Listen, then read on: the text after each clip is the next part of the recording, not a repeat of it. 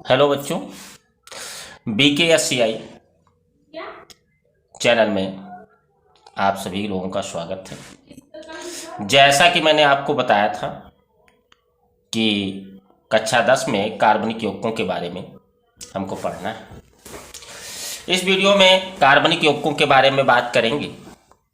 कार्बनिक यौगिक कार्बन के यौगिक होते हैं और कार्बन के यौगिक के बारे में पढ़ने से पहले हमको कार्बन के बारे में कुछ जानकारी हासिल करना होगा। कुल तत्व जो होते हैं वो 103 होते हैं। 103 तत्वों में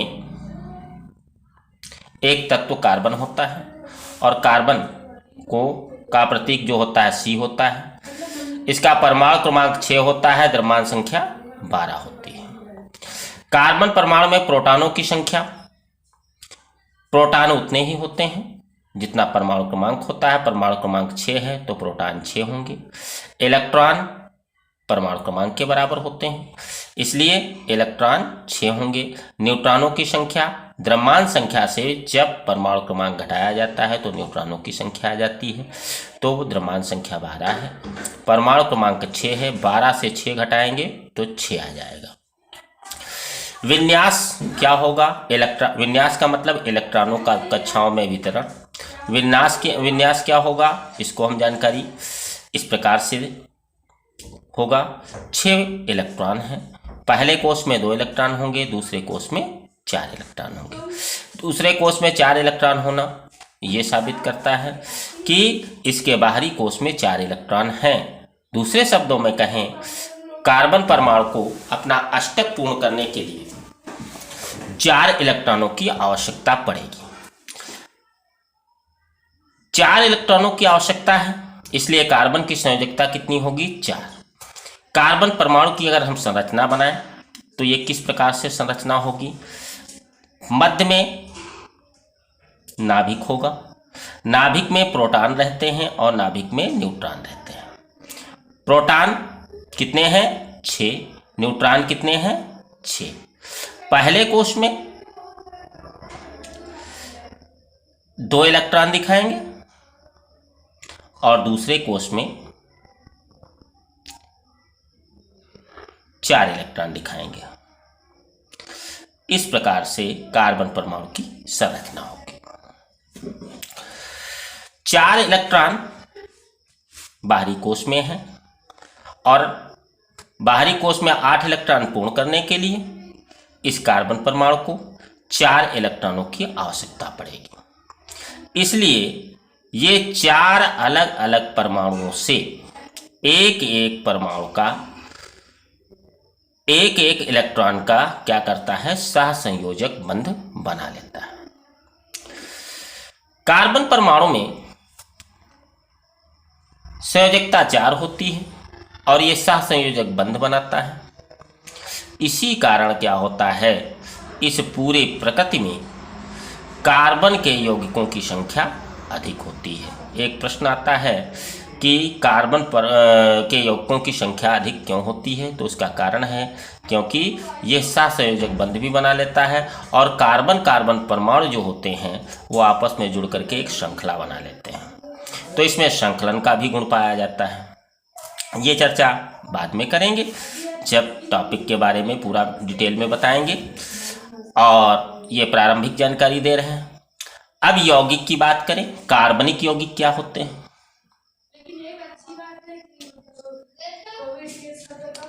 कार्बनिक यौगिक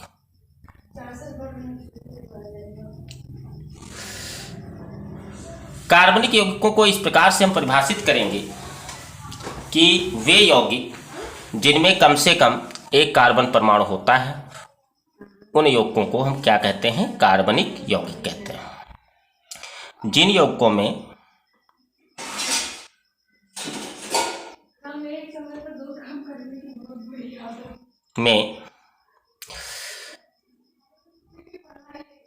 कार्बन परमाणु होता है वे कार्बनिक यौगिक होते हैं।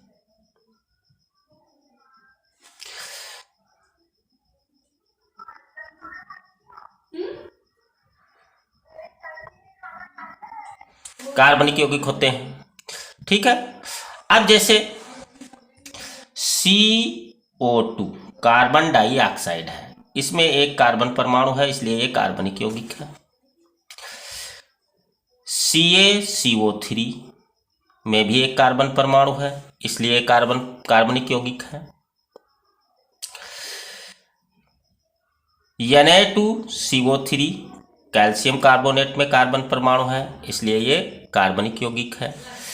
CH4 मेथेन में कार्बन परमाणु है इसलिए कार्बनिक यौगिक है।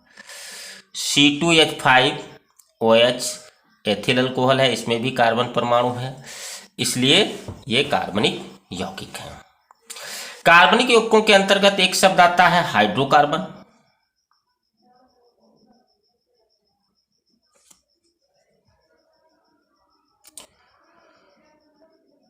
ये हाइड्रोकार्बन क्या होते हैं? ऐसे यौगिक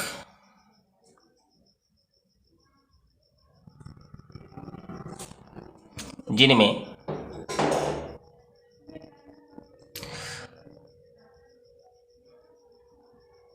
कार्बन और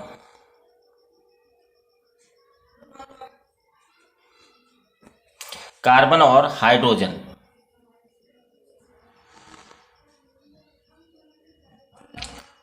परमाणु उपस्थित हों,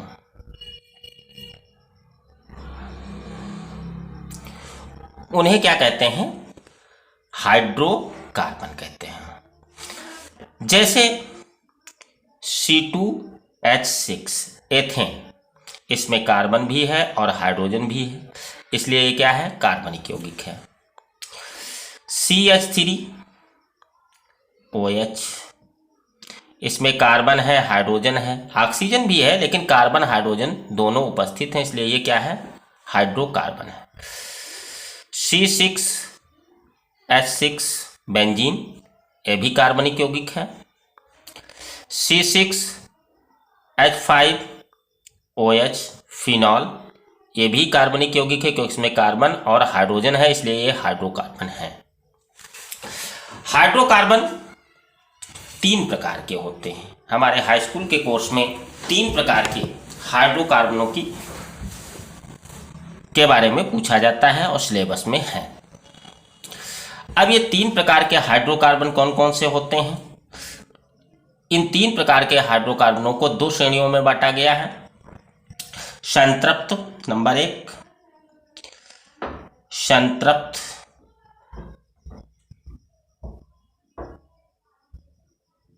हाइड्रोकार्बन। ये संतृप्त हाइड्रोकार्बन क्या होते हैं? ऐसे हाइड्रोकार्बन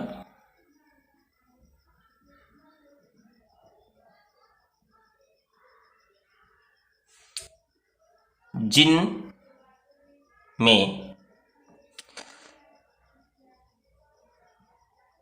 कार्बन की चारों संयोजकताएं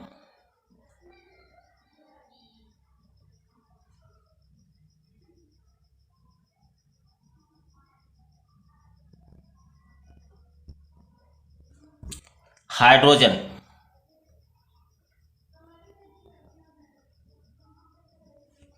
परमाणु द्वारा पूरी हों, उनको क्या कहते हैं? संतृप्त हाइड्रोकार्बन कहते हैं। इनका सामान्य सूत्र क्या होता है? सामान्य सूत्र, इनका सामान्य सूत्र होता है CnH2n+2।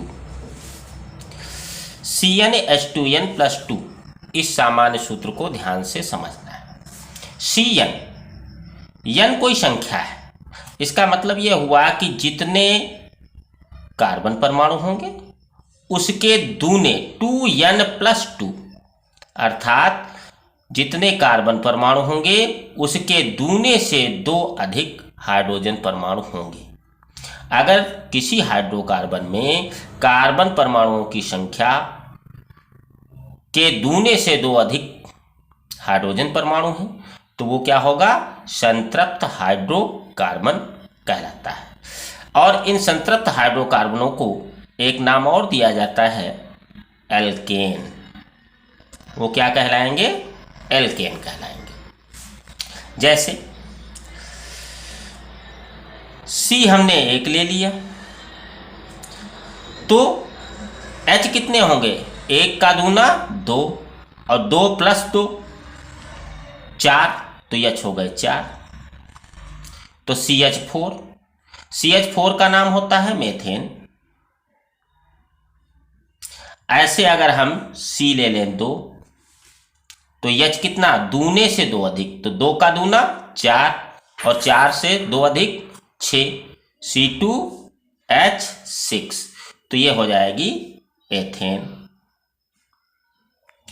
C अगर 3 ले लें तो H कितने होंगे? दूने से 2 अधिक, 3 दूना 6 और 6 और 2 अधिक वाले 6 2 8, H8, तो ये हो गया प्रोपेन। C4 H10, 4 दूना 8 2 10, ये हो गया ब्यूटेन। ये मेथेन, एथेन, प्रोपेन, ब्यूटेन बन गए।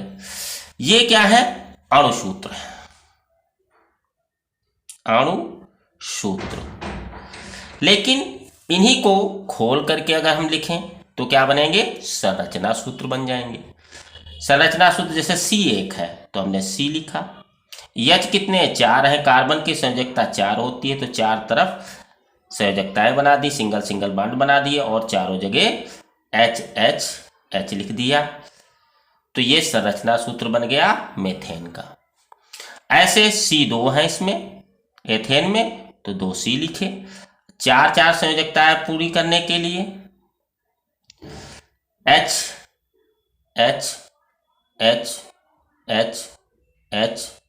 जोड़ दिए, तो ये एथेन का संरचना सूत्र हो गया। ऐसे प्रोपेन में 3 कार्बन है, 3 कार्बन आपस में जुड़ करके एक श्रृंखला बना ली और 4 संयोजकता पूरी कर दें। H ये बन गया हमारा प्रोपेन। ऐसे ब्यूटेन को भी बना सकते हैं, पेंटेन, हेक्सेन, हेप्टेन। तो ऊपर वाले हैं अणुसूत्र, ये है संरचना सूत्र। संरचना सूत्र जो है इसको ग्रुप में भी लिख देते हैं कभी कभी। अब जैसे CH4 है तो इसको इस तरीके से संरचना सूत्र बना, लेकिन इसको यहाँ पे एथेन है तो इसमें देखो CH3 अलग है और CH3 अलग है, तो एथेन को CH3 बॉन्ड CH3 भी लिखा जाता है। ऐसे प्रोपेन को क्या लिख देंगे? ये CH3 हो गया, ये CH2 हो गया, ये CH3 हो गया, तो इसको लिखा जा सकता है CH3 CH2 CH3, ये प्रोपेन। तो हमको कंफ्यूज नहीं होना है। कहीं पे अणुसूत्र लिखे जाते हैं, कहीं पे संरचना सूत्र लिखे हैं और कहीं पे संरचना सूत्र को इस प्रकार से जोड़ करके कार्बन परमाणुओं के आधार पर भी लिखा जाता है। तो ये हुआ संतृप्त हाइड्रोकार्बन के बारे में। अब हम बात करेंगे असंतृप्त हाइड्रोकार्बनों के बारे में। संतृप्त हाइड्रोकार्बन और असंतृप्त हाइड्रोकार्बन। तो असंतृप्त हाइड्रोकार्बन क्या होते हैं?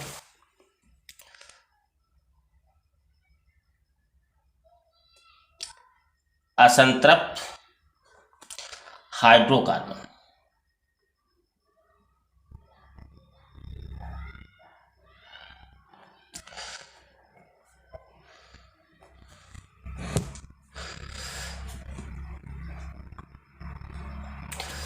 असंतृप्त हाइड्रोकार्बन किसको कहते हैं? जब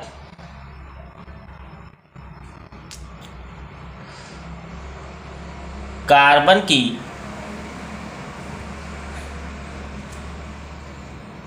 चारों संयोजकताएं, जब कार्बन की चारों संयोजकताएं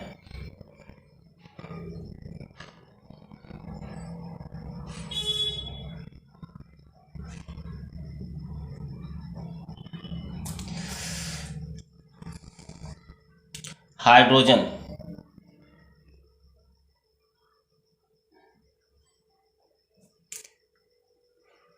द्वारा पूरी ना होकर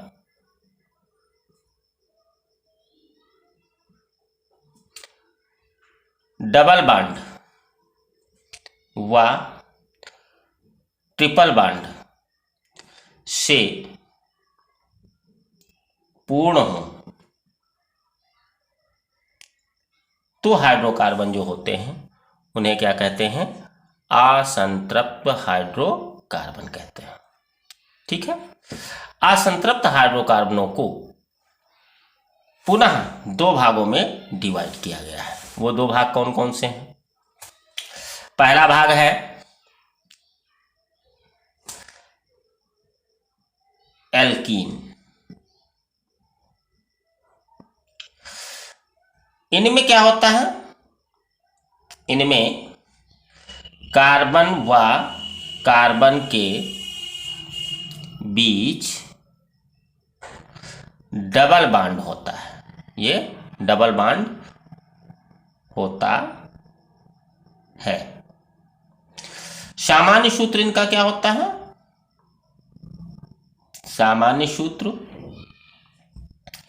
CnH2n। CnH2n।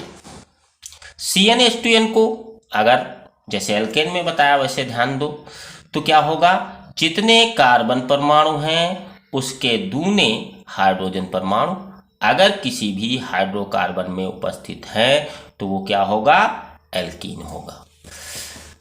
तो उसको एल्कीन कहा जाएगा। देखो एल्कीन, जैसे दो कार्बन परमाणु हैं, C2 ले लिया हमने, तो हाइड्रोजन परमाणु कितने होने चाहिए? 2 का दूना 4, CH4। तो इनको क्या कहेंगे? एथीन, या इसी को एथिलीन भी कहते हैं। एथीन भी कहते हैं, एथीन कहते हैं IUPAC नाम में, और एथिलीन कहते हैं साधारण नाम में। C3 ले लें और 3 दूना 6, H हो जाए 6, तो ये हो गया प्रोपीन। C4H8 ये हो गया ब्यूटीन।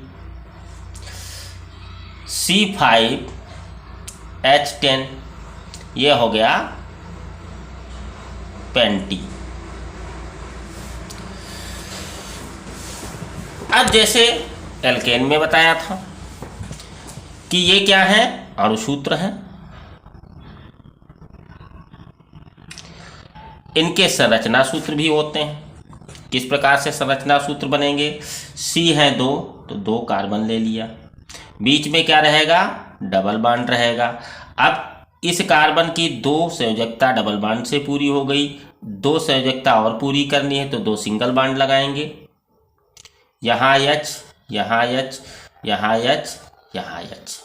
इसी को मिला करके ये भी लिखा जा सकता है CH2 डबल बॉन्ड CH2। ये भी एथीन है, ये भी एथीन है, ये भी एथीन है। ये संरचना सूत्र है। प्रोपीन को बताएं, C3 ले लिए, एक जगह डबल बॉन्ड एक जगह सिंगल बॉन्ड। अब बीच वाले कार्बन की 3 संयोजकता पूरी हो गई तो इस पे केवल एक H लगेगा। इसकी 2 संयोजकता पूरी हो गई इसलिए इसमें 2 H लगेंगे, और आखिरी वाले में एक ही संयोजकता पूरी है तो 3 H लग जाएंगे। 1 2 3 4 5 6 प्रोपीन लिख रहे हैं, 6 का हाइड्रोजन होने चाहिए, 6 हाइड्रोजन है। इसको मिला करके क्या लिखेंगे? CH2 double bond CH single bond CH3। ऐसे ब्यूटीन लिखना चाहें तो 4 कार्बन ये हो गए। पहले पे डबल बॉन्ड फिर सिंगल बॉन्ड। इसकी 2 संयोजकता पूरी तो उस पर एक H इधर। इसकी भी 3 संयोजकता पूरी तो ऊपर H। इसकी 2 संयोजकता पूरी इसमें 2 H। इसकी एक ही संयोजकता पूरी तो 3 H जोड़ेंगे, मिला के क्या लिखेंगे CH2 double bond CH single bond CH2 single bond CH3, ये हो गया ब्यूटीन। इसी प्रकार से हम पेंटीन लिख सकते हैं। ये एल्कीन के बारे में आपको बताया। जो आपकी किताबें हैं, मॉडल हैं, वहाँ पे आपको क्या देखने को मिलता है, कहीं पे ये सूत्र अणुसूत्र लिखे होते हैं और कहीं ये संरचना सूत्र और कहीं इस रूप में। तो कंफ्यूज नहीं होना है, ये बात सब एक ही है। ये संरचना सूत्र है।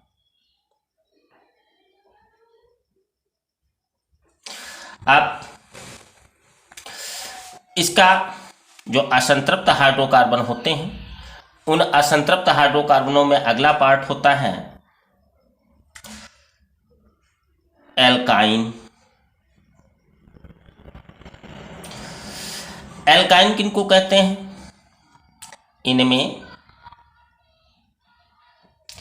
कार्बन व कार्बन के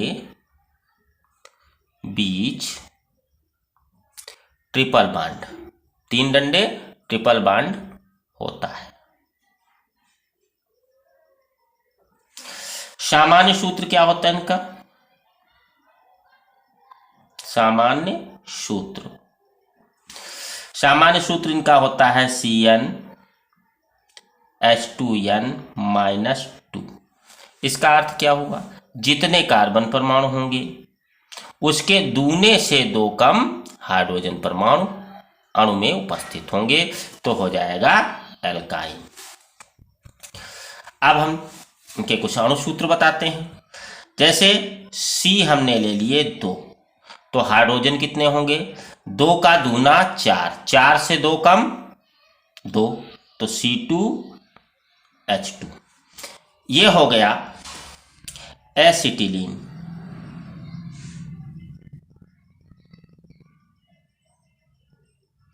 इसी को IUPAC में एथाइन कहते हैं।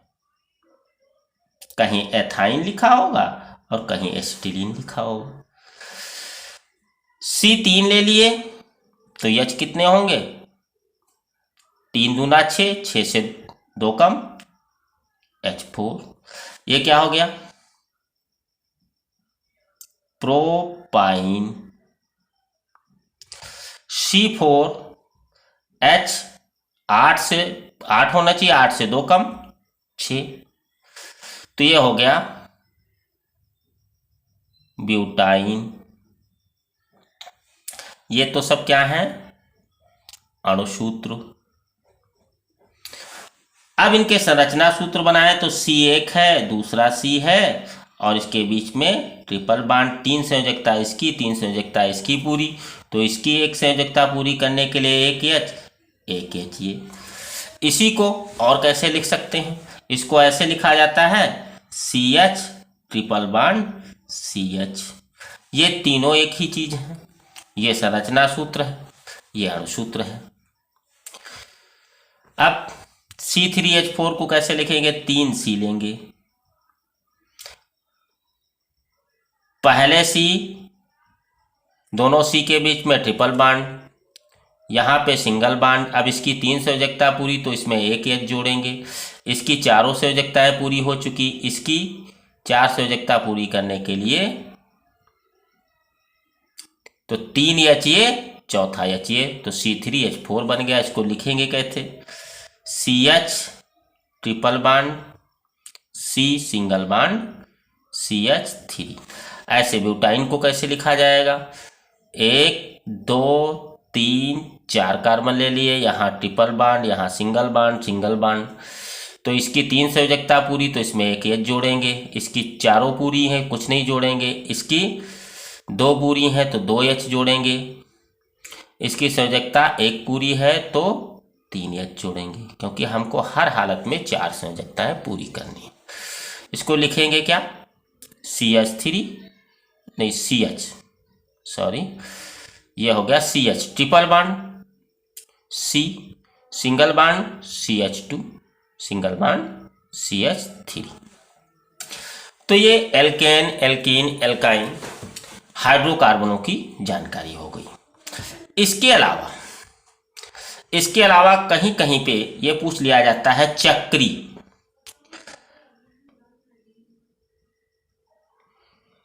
चक्रीय यौगिक। ये चक्रीय यौगिक क्या होते हैं? जब कार्बन व कार्बन आपस में जुड़कर बंद श्रृंखला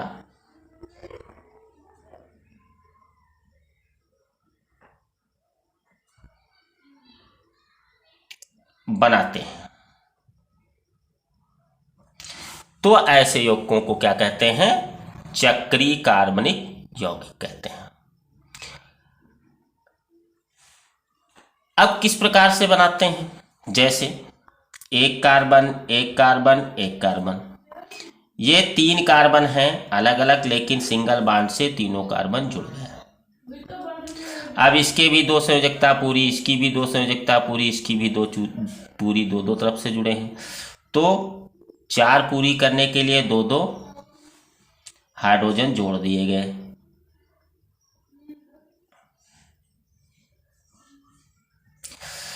तो ये क्या है? इसको मिला के कैसे लिखेंगे?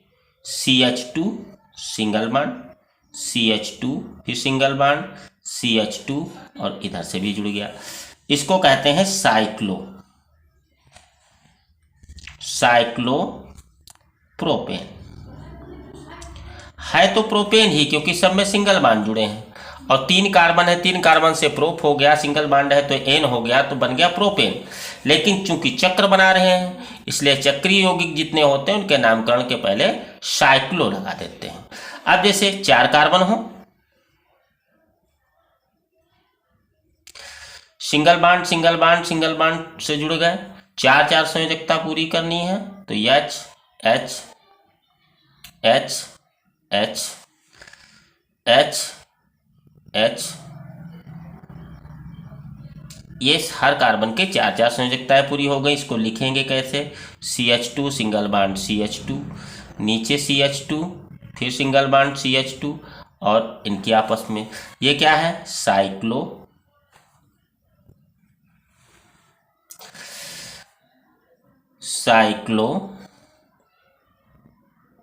4 कार्बन से ब्यूट, सिंगल बॉन्ड तो एन, तो हो गया ब्यूटेन, साइक्लोब्यूटेन। इसी प्रकार से एक संरचना बहुत ज़्यादा पूछी जाती है, बेंजीन की संरचना। बनाने में भी दिक्कत आती है आप लोगों को, कुछ भी नहीं, 4 कार्बन ले लो। बेंजीन क्या होता है?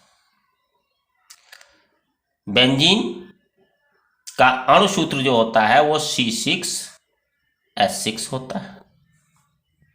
इसकी संरचना कैसे बनाएंगे?